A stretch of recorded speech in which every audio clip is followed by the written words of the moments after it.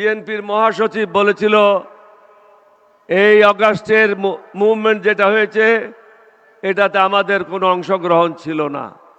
একটু চিন্তা করেন, নামাজে যান, সেজদায় যান, নিজের বিবেককে জিজ্ঞাসা করেন, আবেগে কাজ করবেন না। দুইজন দুই পাশে, মুক্তিযোদ্ধা মধ্যখানে, জাতি দেখেন এই জাতির সাথে যারা বেঈমানি করবে আল্লাহ তাদেরকে ক্ষমা করবে না। আমির জামাত ডক্টর শফিকুর রহমান সাহেব, মঞ্চে উপবিষ্ট নেতৃবৃন্দ, উপস্থিত সম্মানিত ভাইয়েরা, প্রিন্ট এবং মিডিয়া সম্মানিত ভাইয়েরা, আসসালামু আলাইকুম ওয়া রাহমাতুল্লাহি ওয়া বারাকাতুহু। আপনাদের অনেকের মনে প্রশ্ন, মুক্তিযুদ্ধ এখানে কেন এসেছে? আপনাদের হয়তো অনেকের জানা নাই, 2001 সালের পরের থেকে বিএনপির সাথে নীতিগতভাবে অনেকগুলি জিনিস আমি মেনে নিতে পারি নাই। সারা জীবন আমি যুদ্ধ করেছি। 1971 সাল থেকে নিয়ে একজন ক্যাপ্টেন হিসাবে পাকিস্তানের বিরুদ্ধে সর্বপ্রথম বিদ্রোহ করেছিলাম। শহীদ রাষ্ট্রপতি জিয়াউর রহমানকে দেওয়ানহাট নামক জায়গা থেকে ফিরিয়ে নিয়ে এসেছিলাম। যদি উনাকে ওখান থেকে ফিরিয়ে না নিয়ে আসতাম, হয়তো 5 মিনিটের মধ্যে উনাকে গুলি করে হত্যা করে কর্ণফুলীতে ফেলে দিত। পরে দুজনে গিয়ে বাংলাদেশের স্বাধীনতা ঘোষণা করা হলো। লক্ষ্যটা কি ছিল? এটা ন্যায়ভিত্তিক সমাজ হবে, অর্থনৈতিক মুক্তি হবে, বাংলাদেশের মানুষ সুখে শান্তিতে বসবাস করবে।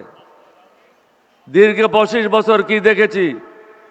ভারতের দালালেরা, মোদির দাসেরা দেশ পরিচালনা করেছে। এখন জাতিকে সিদ্ধান্ত নিতে হবে। আমি ওই দিনও বলেছি, বিএনপিকেও আপনারা ক্ষমতা দেখেছেন, আওয়ামী লীগকেও ক্ষমতায় দেখেছেন, জামাতের দুজনকে ক্ষমতায় দেখেছেন।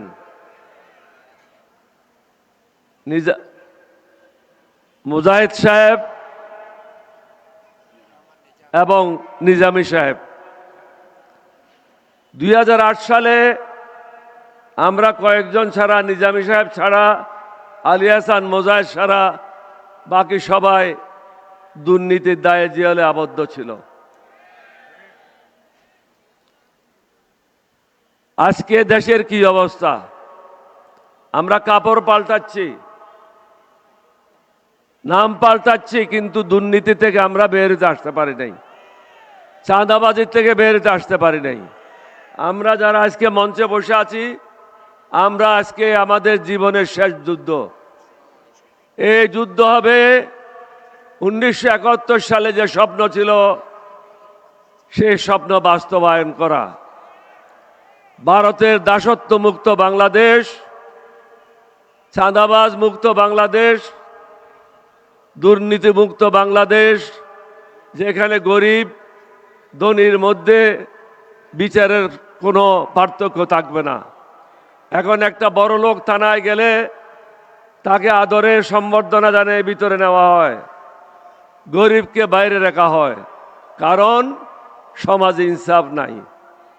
আমরা যারা এখানে আছি, আমরা ওয়াদাবদ্ধ, নতুন বাংলাদেশ আমরা আপনাদেরকে উপহার দিতে চাই। সমগ্র জাতিকে চিন্তা করতে হবে। আজকে যারা আমাদের বিরুদ্ধে আছে, তারা দিল্লি সেবা দাস হিসাবে নিজকে পরিচিত করেছে। সেবা দাসদেরকে আমরা বাংলাদেশের দায়িত্ব দিতে পারি না। সেবা দাসদের হাতে আমরা বাংলাদেশকে হস্তান্তর করতে পারি না। তাদের হাত থেকে দেশকে যে কোনো উপায়ে মুক্ত করতে হবে। মুক্ত করার একমাত্র উপায় হলো, আপনারা শুনেছেন বিএনপির মহাসচিব বলেছিল এই অগাস্টের মুভমেন্ট যেটা হয়েছে এটাতে আমাদের কোনো অংশগ্রহণ ছিল না। এটা তারই কথা, আমার কথা না। তাহলে বিএনপি এখন যে অবস্থায় আছে এটা তারা চায় নাই, তারা হাসিনাকে চেয়েছিল।